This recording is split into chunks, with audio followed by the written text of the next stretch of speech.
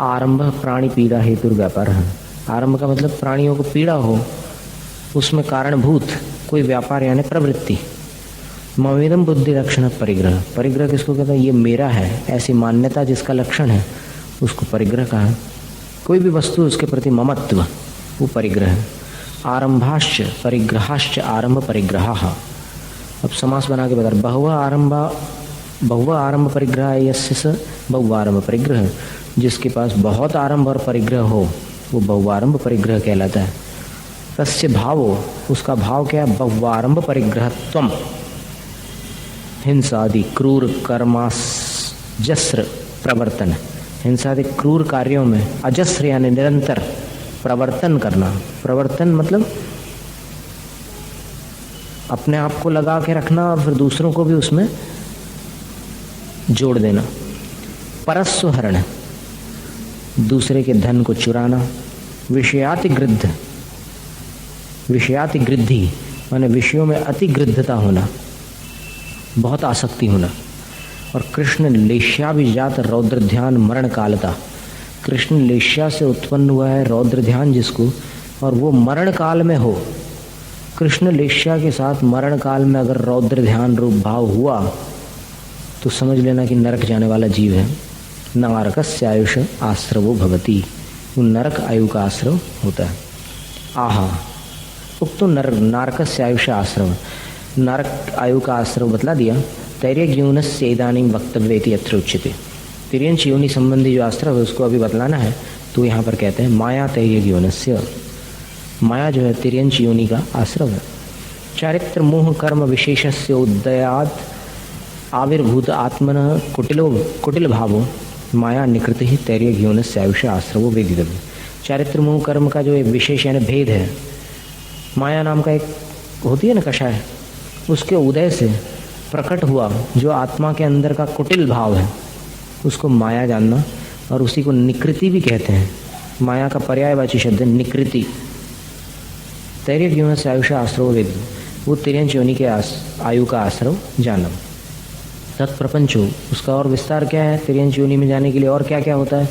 तो मिथ्यात्वोपेत धर्म देशना, मिथ्यात्व से युक्त धर्म की देशना। तो निशीलता, शील का अभाव होना। अतिसंधान प्रियता, खूब छानबीन करने को पसंद करना, वही जिसको प्रिय होता है। फिर नील कपोत लेश्यार्थ ध्यान मरण कालता आदि, और नील अथवा कपोत लेश्या के साथ आर्त ध्यान पूर्वक मरण के काल होना, ये भी तिर्यंच गति में पहुंचाने वाला है। मतलब कृष्ण लेश्या के साथ रौद्र ध्यान होगा तो फिर नरक जाएगा मरते समय, और नील अथवा कपोत लेश्या के साथ आर्त ध्यान के साथ मरेगा तो तिर्यंच गति प्राप्त होगी। आहा, फिर कोई कहते हैं व्याख्यातस्तैर्यज्ञूनस्य आयुष आश्रव, ठीक है, तिर्यंच योनि संबंधी आयु का आश्रव बतला दिया। इदानीम, इस समय, मनुष्य से आयुष को हेतुरित्यत्र उच्यते, अब मनुष्य की आयु का क्या हेतु है, इसलिए यहाँ कहते हैं अल्पारंभ परिग्रहत्व मानुषस्य, थोड़ा आरंभ और थोड़ा परिग्रह होना मानुषस्य, मनुष्य संबंधी आयु के आश्रव। नारक आयु और आश्रव व्याख्या था, नारक आयु का आश्रव बतला दिया था। तद विपरीतो मानुष्य आयुष इति संक्षेप, संक्षेप से ही समझ लो कि उससे उल्टा जो है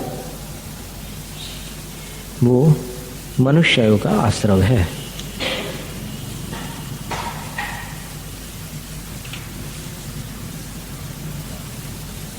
तद व्यास, उसका विस्तार क्या होगा?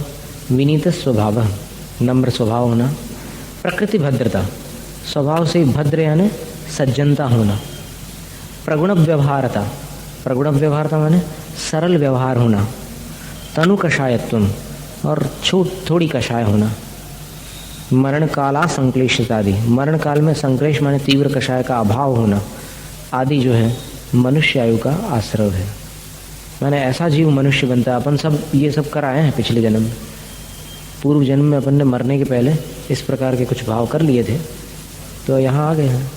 अब देखो अब नेक्स्ट क्या है इसके आगे का क्या कार्यक्रम है कि मेतावान एवं मनुष्य से आयुष आश्रव इत्यत्र उच्यते, क्या इतना ही मनुष्य आयु का आश्रव है? तो इसलिए यहाँ पर अगला सूत्र कह रहे हैं स्वभाव मार्दवंच, स्वभाव मार्दवंच, ये भी मनुष्य पर्याय का कारण है। मृदोर भाव मार्दम, नरमता का जो भाव, नरमाई जो होती है उसको मार्दव कहते हैं।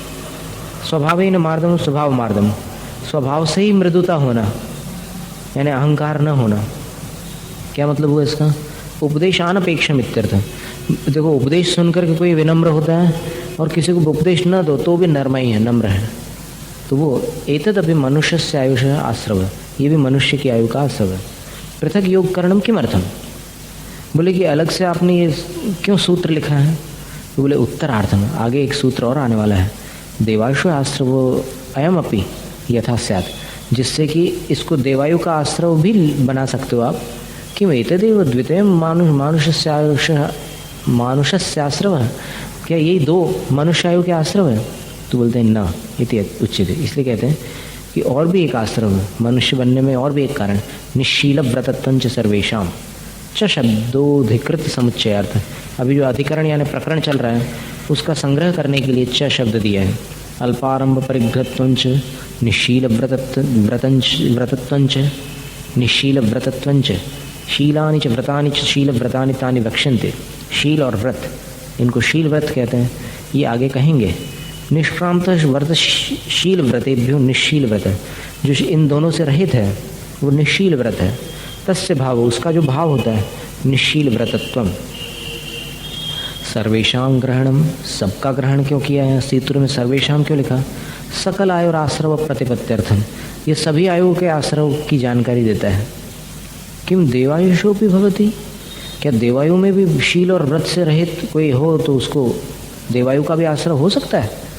सत्यम, हो सकता है। भवति भोग भूमिज अपेक्षा, भोग भूमिज की अपेक्षा से हो सकता है, वहाँ मंद कषाय रहती है, शुभ लेश्या रहती है।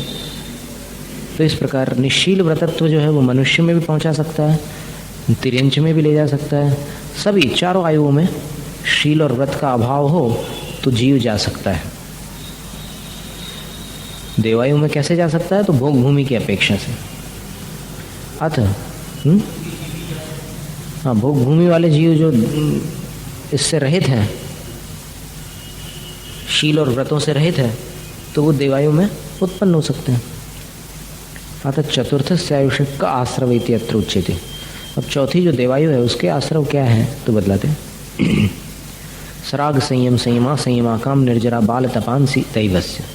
सराग संयम संयमा संयमश्च व्याख्या। तो सराग संयम किसको कहते हैं? तो मुनि अवस्था में जहाँ तक राग है उस राग के साथ जो पलने वाला संयम सराग संयम है। फिर संयमा संयमश्च, संयमा संयम 18 क्षापक्षमिक भाव में बतलाया था मैंने, पंचम गुण स्थान का जो संयम होता है वो, ये दोनों देवायु के कारण है। फिर अकाम निर्जरा, अकाम निर्जरा का अर्थ क्या होता है? अकामश्चारक निरोध बंधन बद्धेषु क्षुतृष्णा निरोध ब्रह्मचर्य भूशय्या मलधारण परितापादि। अकाम चारक में रोक रखने पर या रस्सी आदि से बांधे रखने पर जो भूख प्यास सहनी पड़ती है, यानी चारक का मतलब कहीं किसी कैद खाने में या कहीं पर भी बंधन में पड़ गए तो वहाँ पर भूख प्यास को चुपचाप सहन कर रहे हैं, फिर ब्रह्मचर्य का पालन कर रहे हैं, परिस्थिति वैसी बन गई तो पालन कर रहे हैं ब्रह्मचर्य का। फिर भूशय्या, धरती पर सोना पड़ रहा है, मल धारण, शरीर पर धूल जमी हुई है, परिताप, और भी दूसरे कष्ट सहन करना पड़ रहे हैं। तो ये सब अकाम निर्जरा के अंतर्गत आ जाते हैं। मतलब कामना नहीं की थी निर्जरा की, निर्जरा की कामना से ये सब स्थितियाँ प्राप्त नहीं हुई थी, इस परिस्थिति में ऐसे पड़ गए तो वे चुपचाप इसको सहन कर रहे हैं। तो चुपचाप सहन करना भी देवायु का कारण बन जाता है। अकामीन निर्जरा, अकाम निर्जरा, बिना कामना के निर्जरा होती उसको अकाम निर्जरा। बाल तपो, अब बाल तप क्या है? मिथ्या दर्शन उपेत मनु, मिथ्या दर्शन उपेतम अनुपाय काय क्लेश प्रचुरम। मिथ्या दर्शन से युक्त और अनुपाय, जो मोक्ष का उपाय नहीं है, ऐसे काय क्लेश प्रचुरम, काय क्लेश जिसमें प्रचुर है। आग जला करके बैठे हैं पास में तो उसकी गर्मी सहन करनी पड़ रही है, लेकिन वो मोक्ष का उपाय नहीं है। फिर निकृति बहुल व्रत धारणम, और छल कपट की जिसमें अधिकता है ऐसे व्रतों को धारण करना। तान्येतानि वे सारे देवस्य आयुष आश्रव हेतु वो वेदितव्या, देवायु के आश्रव हेतु जानने चाहिए। कि मेतावान एव देवस्य आयुष आश्रव आश्रव, क्या इतने ही देवायु के आश्रव है? न, नहीं इतने नहीं है, और ज़्यादा है। इति आह, इसलिए बतलाते हैं सम्यक्त्वंच, सम्यक्त्व भी देवायु में पहुंचा देता है। किम, क्या? देवस्य आयुष आश्रव इति अनुवर्तते, अनुवर्तन चलेगा पिछले सूत्रों से। अविशेषाभिधाने भी, अब यहाँ पर भेद नहीं बतलाया था कि कौन से देवों की आयु का बंध हो रहा है, तो भी सौधर्म आदि विशेष गति, यहाँ पर ये जानकारी प्राप्त करनी चाहिए कि सम्यक्त्व जो होगा देवायु में पहुँचाएगा तो सौधर्म आदि में ही जाएगा। सम्यक दृष्टि जीव भवनत्रिक में नहीं जाएगा। कुतः ये कैसे समझ में आया? तो आचार्य उत्तर देते हैं पृथक करणात्, क्योंकि ये सूत्र अलग से लिखा है। ये तो देवायु के साथ में सम्यक्त को भी जोड़ देते थे, लेकिन नहीं, सम्यक्त को अलग से इसलिए लिखा क्योंकि सम्यक दृष्टि जीव वैमानिक देव बनेगा। ठीक है ना, बाकी देवों में उत्पत्ति उसकी नहीं होगी। यदि देवम, यदि ऐसा है तो पूर्व सूत्र उक्त आश्रव विधि अविशेषेण प्रसक्त, तो फिर पिछले सूत्र में कही हुई जो आश्रव विधि है वो समान रूप से प्राप्त हो गई। तेन, इसलिए सराग संयमा संयमा संयम, सराग संयम संयमा संयमाऊ अपि भवन वास्याद्यायुष आश्रवो प्राप्नुतः। फिर पिछले सूत्र में जो सराग संयम और संयमा संयम बताए थे तो उनसे भी भवनवासी अधिक की आयु का बंध प्राप्त होगा। नैष दोष, आचार्य कहते हैं कि नहीं, ये दोष नहीं लगाया। क्यों? सम्यक्त्वाभावे सति तद व्यपदेशाभावात्, बोले कि सम्यक्त का अभाव होने पर संयम को, ये सराग संयम भी नहीं होता और संयमा संयम भी नहीं होता। कहने का मतलब ये हुआ कि सराग संयम और संयमा संयम में तो सम्यक दर्शन गर्भित है, इसलिए वो वैमानिक देव ही बनेगा वो। लेकिन बाकी जो बाल तपादिक जो हैं, अकाम निर्जरा, उससे भवनत्रिक में जा सकता है। तद उभयमप्यत्रांतर भवति, वो दोनों भी इसमें सम्यक्त में अंतर्भूत हो जाते हैं। आयुषोनंतर्मुद्दिष्टस्य नामना आश्रव विधौ वक्तव्य। अब आयु के बाद कहा हुआ जो नामकर्म है 8वें अध्याय में, उसकी आश्रव विधि का यहाँ पर वक्तव्य है। तो तत्र, उसमें अशुभ नामना आश्रव प्रतिपत्त्यर्थमाह, अशुभ नाम कर्म के आश्रव की प्रतिपत्ति के लिए कहते हैं, जानकारी के लिए बतलाते हैं। अशुभ नाम कर्म किसको कहते हैं? जिस कर्म के उदय से जीव लंगड़ा, लूला, कुरूप, दुस्वर वाला खड़, आवाज़ उसकी अच्छी नहीं होती, या फिर किसी को पसंद नहीं आता, वो सुंदर होने पर भी कोई उसको चाहता नहीं, ये सब जो परिणाम मिलते हैं नाम कर्म के उदय से होते हैं, अशुभ नाम कर्म के उदय से। अब प्रश्न ये है कि अशुभ नाम कर्म बंधता कैसे है? तो इस आश्रव से बनता है। योग वक्रता विसंवादनम चाशुभस्य नामनः, योगस्त्रिक प्रकारो वे व्याख्या था। 3 प्रकार का योग होता है, व्याख्या में आ चुका है, मन, वचन और काय संबंधी।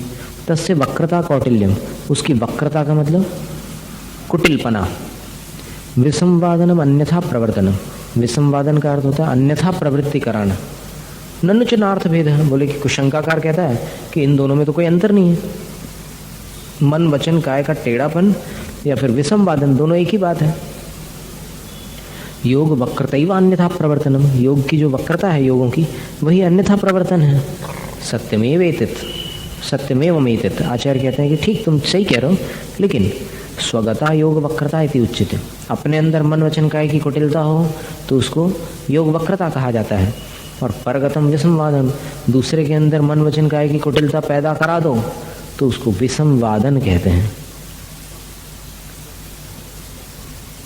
तो जैसे उदाहरण उसका क्या है?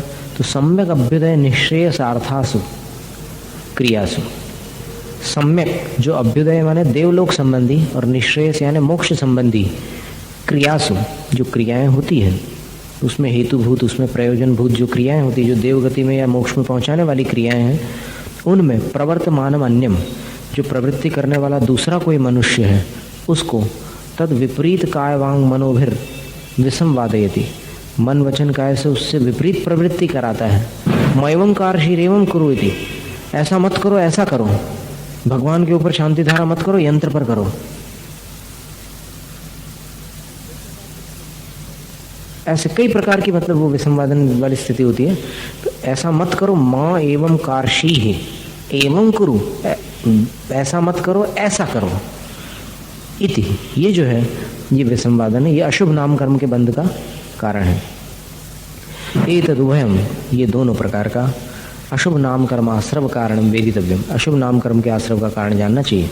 च शब्देन, च शब्द से और क्या लेना है यहाँ पर, अपने सूत्र में चाशुभ से लिखा ना, च, उसका क्या है, तो मिथ्या दर्शन, पैशून्य, मिथ्या दर्शन यानी मिथ्या दर्शन, मिथ्यात्व, पैशून्य का अर्थ चुगलखोरी, अस्थिर चित्तता, मन की चंचलता, कूटमान तुलाकरण, कूटमान तुलाकरण का मतलब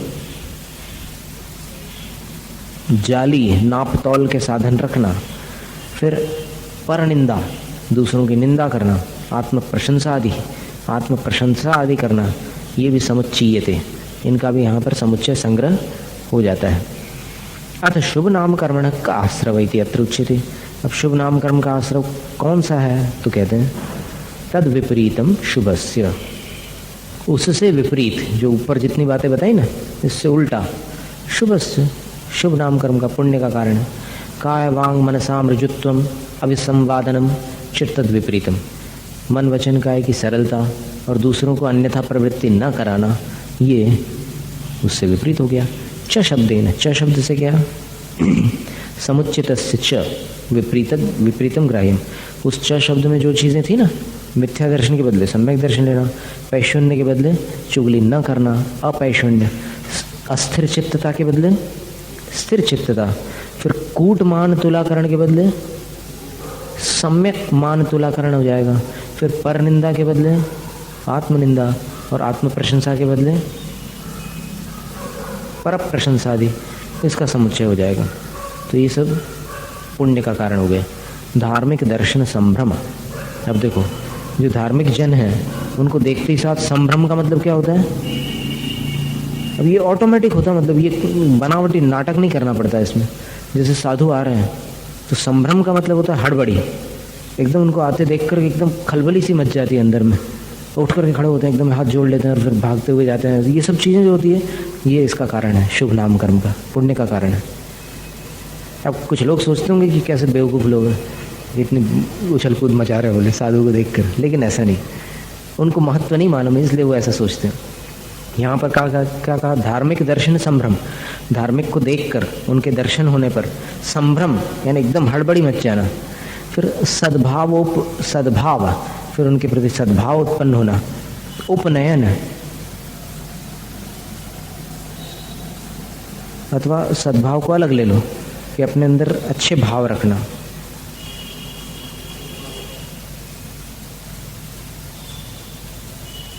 तो बहुत सारे इसके अर्थ निकाल सकते हैं। समास विग्रह अलग अलग प्रकार से करो ना, धार्मिक जनों के दर्शन करना अथवा दर्शन में संभ्रम होना, और सद्भाव माने शुभ भाव रखना, फिर उपनयन, उपनयन का अर्थ है वो तो ठीक है, उपनयन तो लिखा है, वैसे उपनयन जो क्रियाएं बताई ना श्रावकों की, उसमें एक उपनयन संस्कार भी होता है। जैसे 8 मूल गुण धारण करके जनेऊ धारण करते हैं ना, उसको भी उपनयन कहते हैं। या उपनयन का मतलब अपने समीप बुलाना या समीप लाना, कि आप हमारे यहाँ पर आइए, हमारे गांव में, हमारे नगर में आइए, ये भी, या उनको लेने जाना। उपनयन का मतलब लाना, अपने मंदिर में लाना, ये भी सब साधु संघों को अपने यहाँ लाना, ये भी शुभ नाम कर्म का आश्रय है। संसरण भीरुता, संसरण भीरुता मतलब 4 गतियों में भ्रमण करने से भयभीत रहना, भीरु होना। प्रमाद वर्जन आदि, और प्रमाद जो है उसका त्याग करना आदि, तदेतत ये सब शुभ नाम कर्म आश्रव कारणम वेदितव्यम, शुभ नाम कर्म के आश्रव के कारण जानने चाहिए।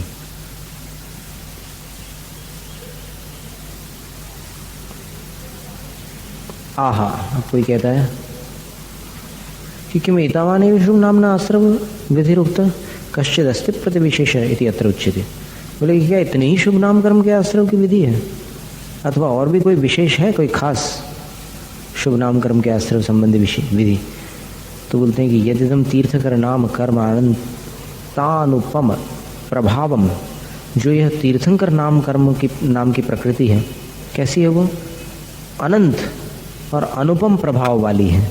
अनंत उसका प्रभाव है और अनुपम, जिसकी कोई दूसरी उपमा नहीं है, और अचिंत्य विभूति विशेष कारण, और जिसका चिंतन न किया जा सके ऐसी विभूति विशेष का जो कारण है। त्रैलोक्य विजय कर्म, 3 लोक पर विजय प्राप्त करने वाली जो तीर्थंकर नाम की प्रकृति है, तस्याश्रव विधि विशेषोस्तीति, बोले उसके आश्रव की जो विधि है वो विशेष, माने इनसे अलग है। शुभ नाम कर्म की जो विधि बता रहे थे ना, उससे और अलग प्रकार की विधि है। यद्येवं, यदि ऐसा है तो उच्चताम के तस्याश्रवा, तो फिर ये कहा जाए कि तीर्थंकर प्रकृति के आश्रव कौन से हैं। इति अत इदमारभ्यते, इसलिए यहाँ से यह अगला सूत्र 24वां सूत्र प्रारंभ किया जाता है। अब ये तीर्थंकर प्रकृति की 16 कारण भावनाएं जो हैं इसमें आगे के सूत्र में बताई जाएंगी। अब तीर्थंकर प्रकृति का लाभ, उसका आश्रव 16 कारणों से होता है, वो बतलाते हैं। दर्शन विशुद्धिर विनय संपन्नता शील व्रतेष्वनतिचारो वीक्ष्ण ज्ञानोपयोग संवेगौ शक्तितस्त्याग तपसी साधु समाधिर वैयावृत्यकरण मर्हदाचार्य बहुश्रुत प्रवचन भक्तिरावश्यका परिहार मार्ग प्रभावना प्रवचन वत्सलत्वमिति तीर्थकरत्वस्य। ये इतनी तीर्थकरत्व में कारणभूत भावनाएं हैं, 16 कारण भावनाएं। 6ठा अध्याय 24वां सूत्र है।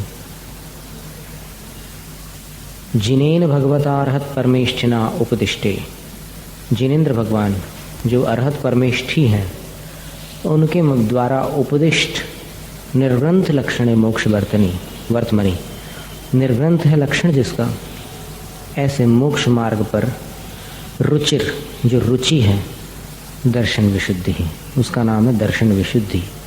प्रागुप्त लक्षणा, पहले उसका लक्षण बतला चुके हैं।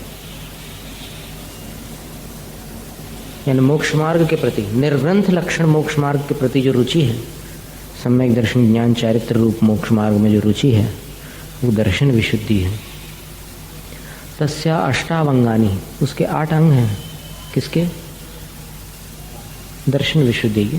निशंकितत्व, निकांक्षिता, विचिकित्सा, विरहता, अमूढ़ दृष्टिता, उपबृंहणम, स्थितीकरणम, वात्सल्यम, प्रभावनम चेति, जिनको अपन 8 अंग सम्यक दर्शन के कहते हैं ना, वही दर्शन विशुद्धि के 8 अंग हैं। निशंकितपना, निकांक्षिता, विचिकित्सा से रहित होना, और अमूढ़ दृष्टिता, उपबृंहण, स्थितीकरण और वात्सल्य, प्रभावना, ऐसे 8 अंग। ये सबसे मुख्य है 16 कारण भावनाओं में। अगर बाकी 15 भावनाओं में किसी का मन लग रहा हो लेकिन ये चीज़ ना हो तो वो तीर्थंकर पद को प्राप्त नहीं हो सकता। तीर्थंकर पद के लिए ये पहला जो है दर्शन विशुद्धि, ये सबसे अनिवार्य है। और सारी 16 कारण भावनाएं सबके पास तो होती नहीं,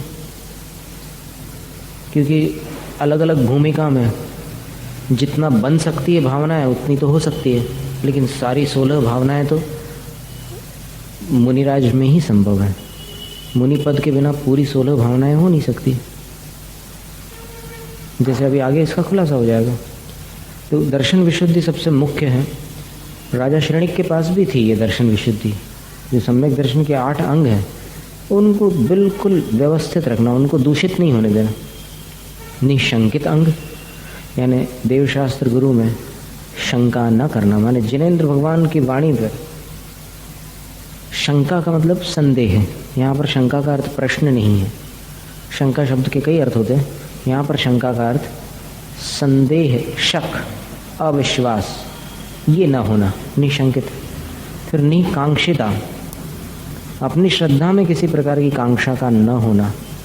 भाई मैं देवशास्त्र गुरु को मानता हूँ इसलिए इसके बदले मुझे अमुक अमुक संपत्ति, वैभव, पद होनी चाहिए, ये कांक्षा कहलाती है।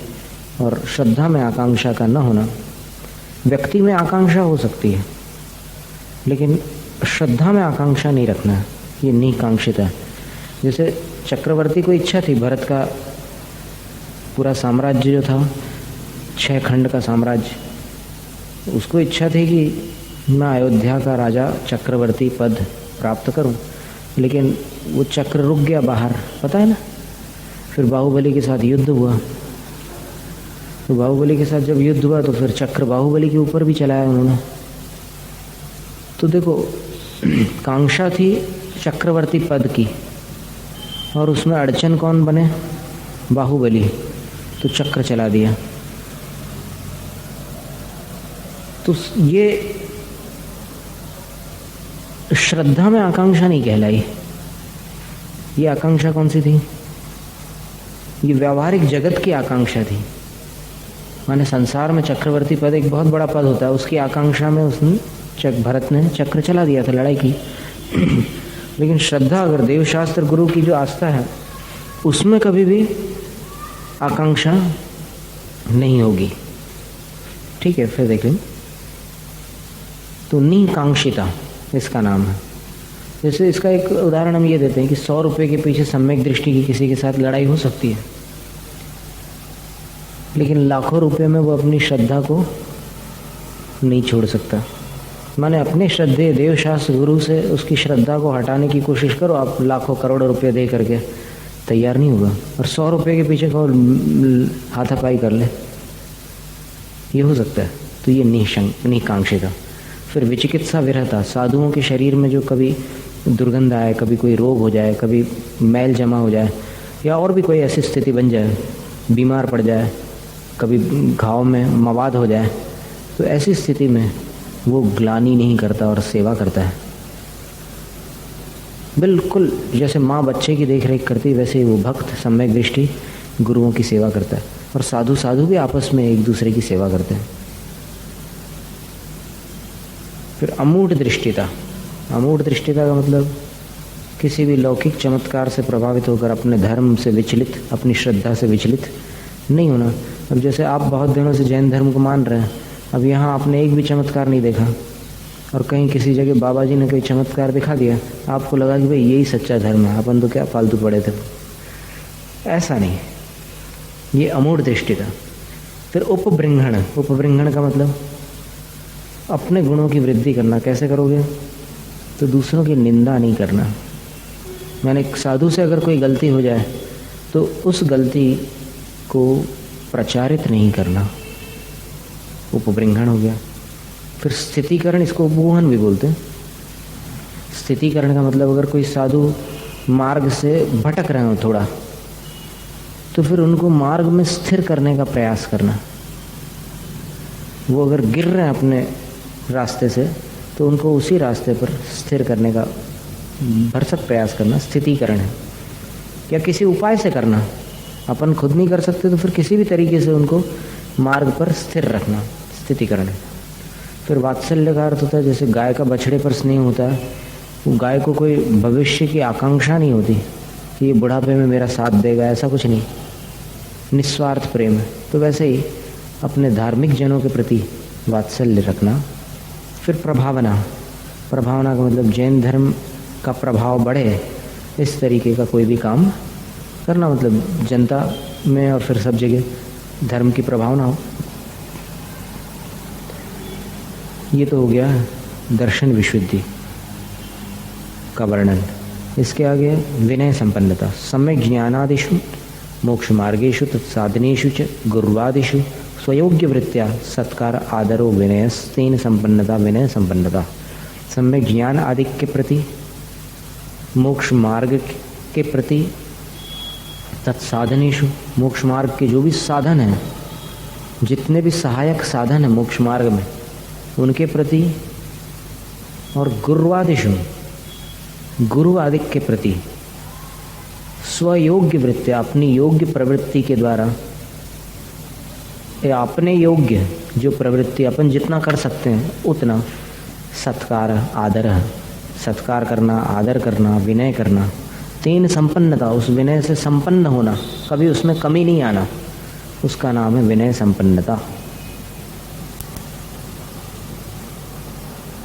अब एक बार नमस्कार कर लिया, मान लो दूसरी बार करने जा रहे हैं नमस्कार, तो फिर अब भी तो किया था सुबह नमस्कार, तो दूसरी बार नमस्कार करने में थोड़ी सी भावना कमज़ोर पड़ जाए। तो ऐसा नहीं, जितनी बार कर रहे हो उतनी बार उसी ताजगी के साथ, उसी भावना के साथ करो।